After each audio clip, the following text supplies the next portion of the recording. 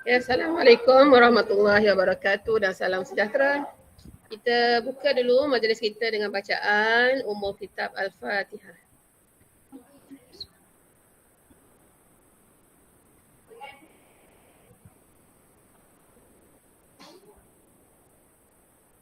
Ya, baiklah. Hari ini kita nak belajar pendidikan jasmani dan pendidikan kesihatan tingkatan 2. So, cikgu perkenalkan diri cikgu sikit. Bagi yang belum kenal, so, nama cikgu Rohana binti Mahamud, alias Wan Mahamud. Juga merupakan guru YouTuber pendidikan. So, boleh search je dekat cikgu punya YouTube tu. Type je nama cikgu. Cikgu Rohana akan keluar dekat situ. Ada video PJK tingkatan 2, RBT tingkatan 1 dengan prinsip perekonomian tingkatan 4 dan 5. So, ni username Telegram cikgu. Okay, ada masalah bolehlah kontak cikgu. Ini adalah buku teks pendidikan jasmani dan pendidikan kesihatan tingkatan 2. Cikgu yakin semua dapat belaka dah. Okay, jadi kita nak pergi kepada kelas kita lah. Baik, so kita tengok kelas kita hari ni. Kita nak belajar seperti yang cikgu maklum tadi, iaitu unit 1 pendidikan kesihatan reproduktif dan sosial. Yang ini PIAS. Ya, ini semua adalah bahagian kesihatan. Jadi cikgu harap nampaklah semua cikgu punya slide ni. Okay. Baik, kita tengok unit 1. Kita pergi pada 1.0 kesihatan diri dan reproduktif. Okay, standard pembelajaran ada 6 yang kita nak belajar. Yang pertama, anak-anak semua boleh menghuraikan apa dia maksud identiti seksual. Okay, iaitu setiap orang dilahirkan sama ada sebagai lelaki atau perempuan. Okay. Kemudian yang kedua, boleh menghuraikan maksud orientasi seksual, iaitu keinginan seksual terhadap berlainan jantina ataupun sesama jantina ataupun kedua-duanya sekali. Yang ketiga, kita nak belajar menjana idea cara untuk menangani kecelaruan identiti seksual dan orientasi seksual yang bertentangan dengan agama serta bertentangan dengan budaya dalam masyarakat Malaysia. Kemudian yang keempat, boleh menyatakan maksud kehormatan diri. Apa dia maksud kehormatan diri? Kemudian yang kelima, menganalisis kepentingan menjaga kehormatan diri dengan mengamalkan kebersihan, keselamatan dan juga kesihatan. Yang terakhir, kita nak belajar menilai kesan terhadap diri, keluarga dan masyarakat sekiranya kita tidak menjaga kehormatan diri. So, apa kesan dia? Okay. Baik, kita nak tengok sikit apa dia kesihatan diri ya. Okay, di sini, kesihatan diri dan reproduktif ini dia merangkumi kesejahteraan diri dan mental serta ketiadaan penyakit yang berkaitan dengan proses, fungsi dan sistem reproduktif. So, dalam aspek ini dikata meliputi keupayaan untuk menjalani kehidupan seksual yang betul dan juga selamat. Dekat sini kita nak belajar di mana iaitu unit 1 ini akan menekankan kemahiran kecekapan psikososial dalam mengenal pasti identiti dan juga orientasi seksual serta kepentingan kita menjaga kehormatan diri dan keselamatan diri. Okay.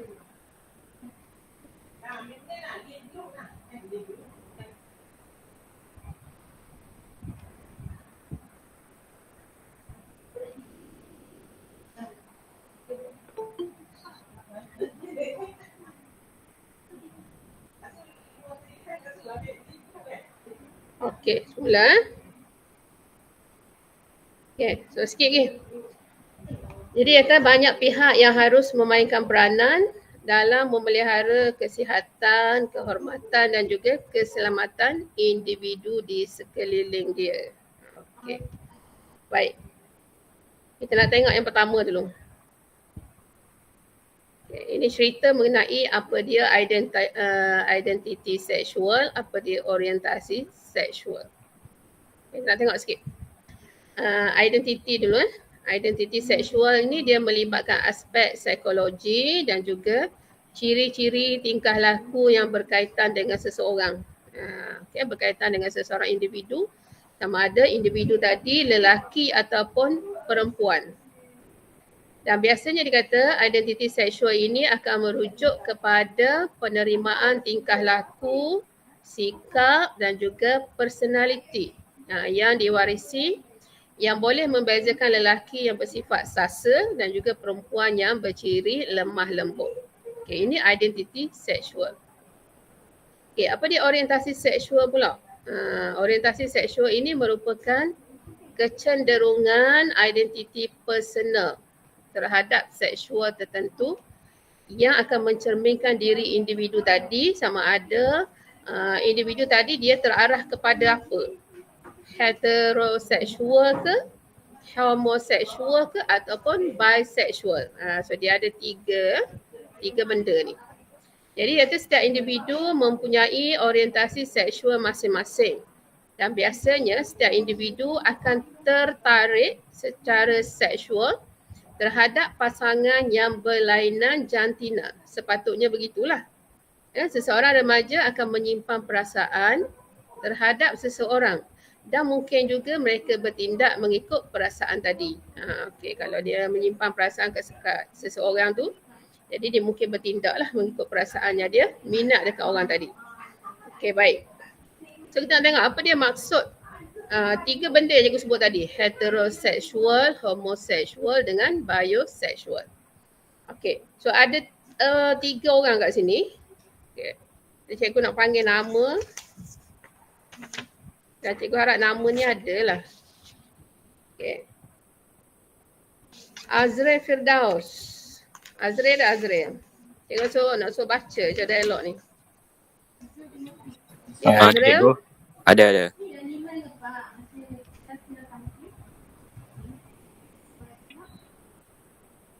Okey, ada. Okey, Azrael baca dialog ni. Yang mana?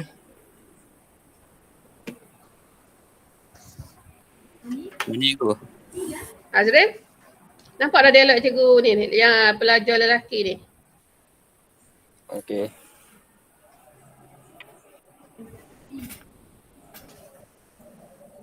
Yang mana cikgu? Tak nampak. Boleh Azrael? Tak nampak. Cikgu yang tak dengar. Boleh Azrael? Mana Azrael?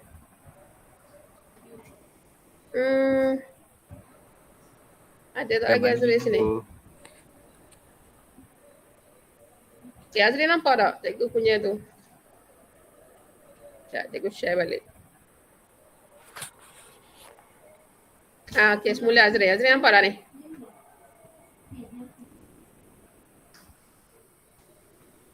Nampak.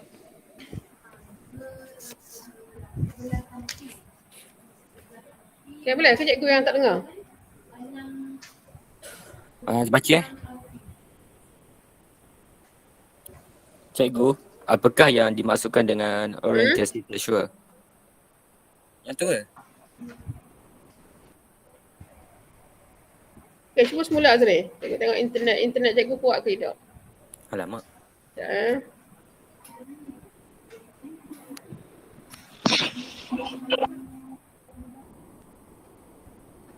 Okay, sekali lagi Azrael.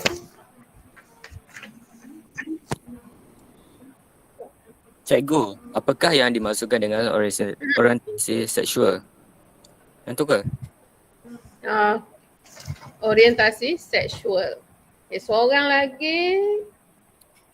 Yang ni. Okay, baca dah. Okay, bagus. Terima kasih. Iris Nodamia.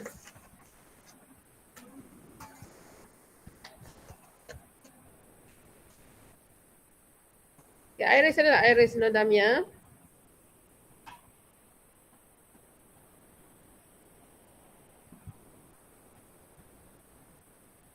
Zari Sofia.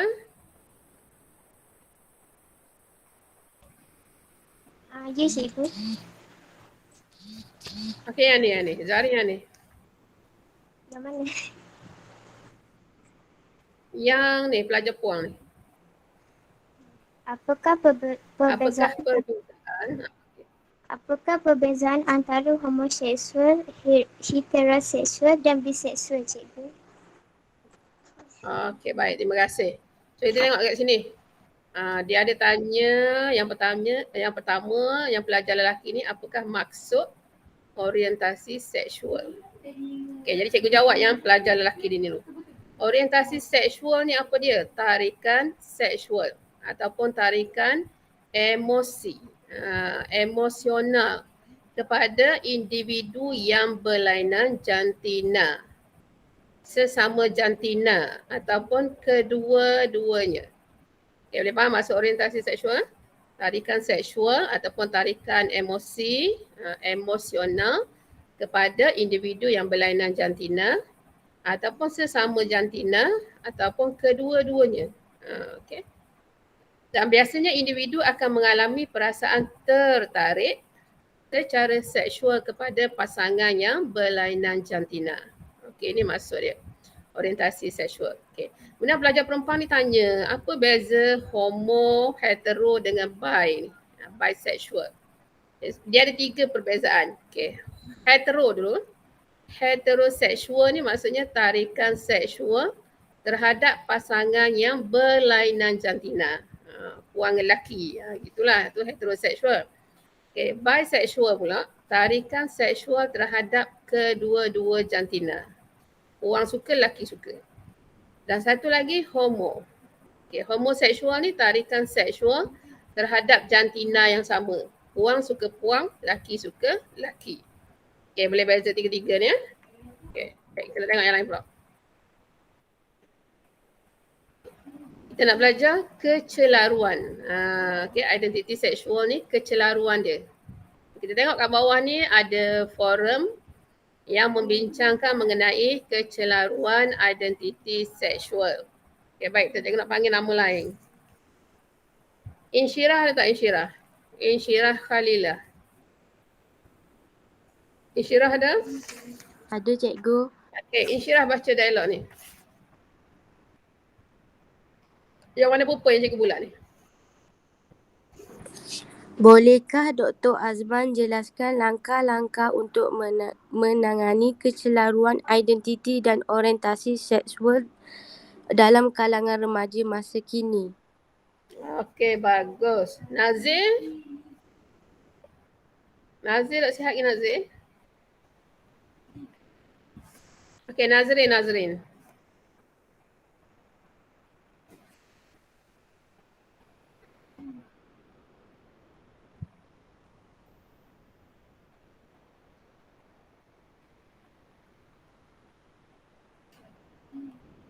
Nazrin pun senyap, Nazir pun senyap. Siapa lagi yang ada hari ni? Muhammad apa ni? Syahaika.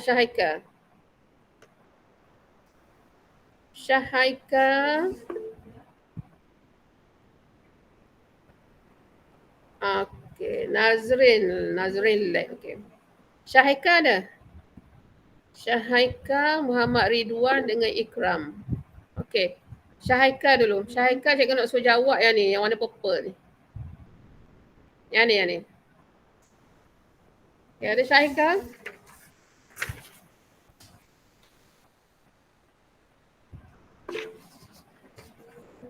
Okay.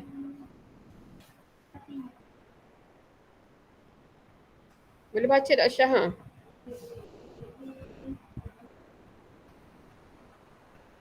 Ikram. Okey, siapa yang jawab tu? Okey, suruh baca yang warna purple ni. Dr. Azman kata apa ni?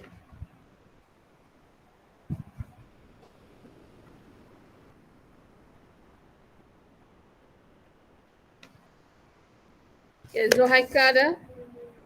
Kita main senyap-senyap hari ni rasa. Baik, dia tengok. Okay, pengacara ni kata, bolehkah Dr. Azman jelaskan langkah-langkah untuk menangani kecelaruan identiti dan kecelaruan orientasi seksual dalam kalangan remaja masa kini. Jadi janda doktor, biar cikgu lah tolong jawab. Okay, sebab cikgu panggil senyap-senyap. Okay, so doktor ni kata apa? ada cara-cara dia tu untuk menangani masalah kecelaruan ni lah. Okey, iaitu yang pertama, elakkan cara hidup yang tidak baik. Jadi kena elak lah. Okay, elakkan cara hidup yang tidak baik. Contohnya suka berfoya. Okay, jangan suka ngata-ngata lah, kelak-kelak dan sebagainya tu. Okay. Kemudian perlu bergaul bersama rakan-rakan ke arah yang positif. Cara yang kedua. Okay, kawan dengan kawan-kawan yang positif. Yang ketiga, elakkan daripada terjebak dengan rakan-rakan yang tidak berakhlak. So kita tengok kawan-kawan kita dok molek, so elakkan. Okay. Keempat dia tu, boleh elakkan diri daripada menggunakan media sosial untuk perkara-perkara yang negatif. Okay, so jangan tengoklah media sosial yang tak molek tu. Okay, ini pendapat Dr. Azman. Kemudian kita tengok lagi pengacara ni kata apa. Pada pandangan Profesor Dr. Aziah pula. Okay, doktor, apakah peranan keluarga dalam isu ini? Okay, tanya doktor. So doktor pun jawab. Okay. So doktor kata keluarga khususnya ibu bapa perlu memainkan peranan bagi menangani isu ini. Sepatutnya mak ayah kena mainkan peranan. So antaranya yang pertama, mak ayah dia kena beri nasihat dan bimbingan yang secukupnya. Okay, bagi nasihat, bagi bimbingan yang secukupnya. Kemudian yang kedua, ibu bapa perlu mendidik anak-anak. Okay, perlu mendidik anak-anak mereka untuk melakukan kebaikan. Okay, didik anak-anak kita suruh buat kebaikan. Yang ketiga, amalkan budaya hidup yang sihat. Okay, itu 3 cara lah tu doktor nasihat. Kemudian doktor kata mak ayah kena memantau pergaulan anak-anak. Okay. Lagi, mak ayah kena mengenali rakan-rakan anak. Kemudian pisahkan mereka ke persekitaran yang lebih selamat, dia kata, sekiranya anak-anak tadi terlibat dengan gejala ni. Terlibat dengan gejala celaru ni lah. Pisahkan anak-anak ke tempat yang lebih selamat. Okey. Yang kedua, tanya doktor. Okay. Kemudian pengacara ni tanya yang ketiga. Okay, dia kata dari sudut agama pula, dia tanya Ustazah. Apakah yang Ustazah Mariam cadangkan dalam mencegah isu ini daripada berlaku? Okay, dia tanya Ustazah. So Ustazah pun jawab. Okay, Ustazah kata anak-anak remaja perlu diberikan pendidikan agama yang cukup agar mereka tahu nak beza hukum halal dan juga haram sesuatu perbuatan yang dilakukan. Okay. Yang pertama, kena beri pendidikan agama yang cukup. Jadi anak-anak tahu mana yang halal, mana yang haram. Okay. Kemudian Ustazah kata sememangnya semua agama sangat mementingkan perbuatan dan tingkah laku yang baik. Serta memberi panduan tentang cara hidup yang betul. Okay, dari sudut agama. Dan pengacara ni kata, okay, berdasarkan perbincangan, okay, ada 3 orang jemputan ini, dia kata jelaslah menunjukkan bahawa semua pihak perlu bertanggungjawab dalam usaha nak menangani isu kecelaruan, identiti dan juga orientasi seksual dalam kalangan remaja. Maksudnya semua pihak kena main peranan. Okay. Bukan individu itu seorang saja. Okey, boleh yang tu? Kemudian kita nak tengok kehormatan diri. Okey. Ada tak yang nak baca? Ada yang volunteer tak? Okey, ni tajuk terakhir untuk unit 1, kehormatan diri. Okey, cikgu lah volunteer baca. Okey, kita tengok sini. Apa dia kehormatan diri? Okay, kehormatan diri seseorang berkait rapat dengan aspek penjagaan serta amalan kebersihan, amalan keselamatan dan juga kesihatan diri. Okay, jadi pentingnya kesemua ni adalah bertujuan memastikan kehidupan seseorang individu akan lebih selesa dan sempurna. Jadi dia nak menerangkan dengan lebih terperinci lagi mengenai aspek keselamatan diri. Kita akan tengoklah perbincangan forum 3 kumpulan ini. Okay. So dekat 3 kumpulan ni kalau perasan ada maklumat-maklumat penting yang cuba disampaikan. Jadi kita dah tengok Okey, baiklah. Kita tengok cikgu ni kata apa. Baiklah murid-murid, kamu boleh berbincang dengan mewujudkan suasana yang harmoni dan saling bekerjasama. Mencetuskan idea berdasarkan tugasan yang telah diberi. So ada 3 tugasan yang diberi. So kita tengok tugasan yang pertama dulu. Ni kumpulan Rafflesia. Okay, kumpulan Rafflesia. So kita tengok pelajar lelaki yang pertama dia kata terdapat 3 aspek dalam konsep kehormatan diri.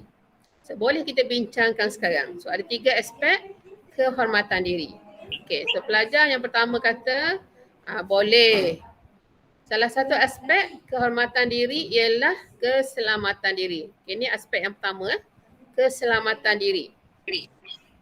Oleh itu kita hendaklah memakai pakaian yang bersih dan sesuai.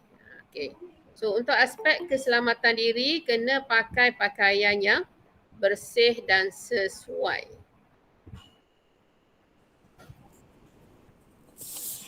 Okay. Kalau ada yang nak ni boleh maklum cikgu. Kalau ada yang nak baca dialog ni. Okay. So boleh bagi tahu cikgu saya nak baca. Okay, cikgu ulang balik. So yang pertama aspek kehormatan diri ialah keselamatan diri. So dalam keselamatan diri ni dia kata kena pakai pakaian yang bersih dan pakaian yang sesuai yang tidak menjolok mata. Okay, pakaian yang tidak menjolok mata bagi mengelakkan diri daripada niat jahat orang terhadap kita. So yang pertama pakaian lah. Jangan pakai pakaian yang menjolok mata. Okay. So orang tengok orang terliur. Jangan pakai pakaian yang begitu. Kemudian kawan dia kata, okey kawan yang kedua betul. Selain itu, kebersihan diri dapat mewujudkan suasana yang harmoni dan suasana yang selamat dalam keluarga dan masyarakat. Serta dapat meningkatkan maruah dan juga kehormatan diri. Okey, kemudian pelajaran ketiga kata kita juga perlu elakkan diri daripada berkongsi. Okey, kalau ramai adik-beradik, elakkan diri daripada berkongsi pakaian, berkongsi tuala, berkongsi sikap atau berkongsi peralatan lain. Sebab apa? Supaya terhindar daripada penyakit. Okay. Kalau boleh elakkan daripada berkongsi. Okay, ini kumpulan yang pertama. Okay, kita tengok kumpulan yang kedua pula menceritakan mengenai ini kumpulan apa ni? Tadi Rafflesia, ni kumpulan Anggerik ni. Okay, kita tengok Anggerik cerita apa. Kumpulan kita perlu berbincang tentang kepentingan menjaga kehormatan diri. Yang ni konsep kehormatan diri. Okay, aspek yang ada dalam konsep kehormatan diri. Kumpulan ni kena bincang kepentingan menjaga kehormatan diri. Okay. So apakah kepentingan yang boleh kita bincangkan di sini? So dia nak bincang apa dia pentingnya kita jaga kehormatan diri ni. Okay. Pelajar yang pertama kata kita perlu menjaga kehormatan diri agar tidak mudah terpengaruh dengan amalan negatif ataupun gejala negatif. Okay. Kepentingan pertama, jaga kehormatan diri awak agar tidak mudah terpengaruh dengan amalan atau gejala yang negatif. Okay. Kawan ni kata betul. Selain itu kita kena jaga kehormatan diri. Okay, apabila kita menjaga kehormatan diri, dia kata pastilah diri kita akan disanjung dan dihormati. Okay, dan seorang lagi jawab, akhirnya mereka yang menjaga kehormatan diri pasti mampu mencapai kejayaan yang cemerlang dan berterusan. Okay, kalau kita pandai jaga kehormatan diri kita, insyaAllah kita boleh cemerlang dan sentiasa cemerlang. Okay, kemudian kumpulan ketiga, kumpulan Mawar. Ya, tak, kumpulan Mawar. Kumpulan ini dia kendaki membincangkan kesan. Kesan jika seseorang individu tidak menjaga kehormatan diri. So kalau tidak jaga kehormatan diri, apa kesan dia? Okey. Saya tengok pelajar perempuan yang pertama ni. Dia kata seseorang yang tidak menjaga kehormatan diri pasti akan berasa masa depan gelap. Kemudian yang kedua, menjejaskan pelajaran mereka. Okey, masa depan gelap, pelajaran terjejas. Dan mereka turut menanggung malu kerana maruah, imej diri dan nama baik tercemar. Okay, itu kesan ya, kesan kalau tidak menjaga kehormatan diri. Kemudian Pendapat pelajar yang kedua pula, kesan tidak menjaga kehormatan diri bukan sahaja melibatkan diri dia sendiri, namun keluarga turut mendapat malu kerana maruah mereka tercemar dan terjejas. Okey. Dan pendapat pelajar yang ketiga, mereka yang tidak menjaga kehormatan diri akan berasa kurang selesa. Okey, kemudian tidak bergaul. Selain itu mereka akan dipulau oleh masyarakat setempat. Okey, kena pulau, mana orang tak nak bergaul dengan dia. Ataupun suka meminta bantuan. Okey, payah nak minta tolong dengan orang. Mereka juga akan dipandang serong, okey, dan dianggap negatif. Ini kesan-kesan lah kalau kita tidak menjaga kehormatan diri kita. Okey, ada soalan? Okey, baik. So, ini boleh buat latihan di rumah. Okay. Latihan pengukuhan ya. Okay, nak putus state boleh, nak salin pun boleh. So tandakan right di petak yang berkenaan dan anda diminta untuk menjawab dengan sejujurnya. So, nanti boleh bacalah soalan ni. Ya atau tidak dan terangkan berserta contoh. Kemudian yang kedua, sila nyatakan tindakan anda terhadap gambar situasi di bawah. So ada 4 gambar ni bagi menunjukkan nilai kehormatan diri. Okay. So insyaAllah minggu depan kita masuk 2.0 penyalahgunaan bahan. Okay, ada nak tanya tak?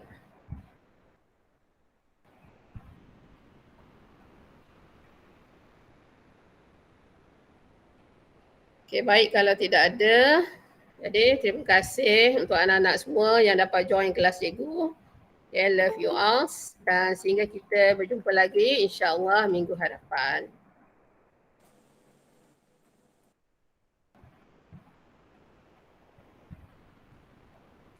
Okay.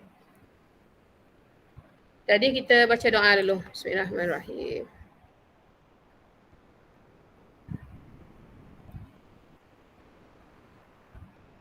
Okay, kalau tiada apa-apa lagi, sehingga kita berjumpa lagi. Assalamualaikum warahmatullahi wabarakatuh. Assalamualaikum. Okay, sama-sama.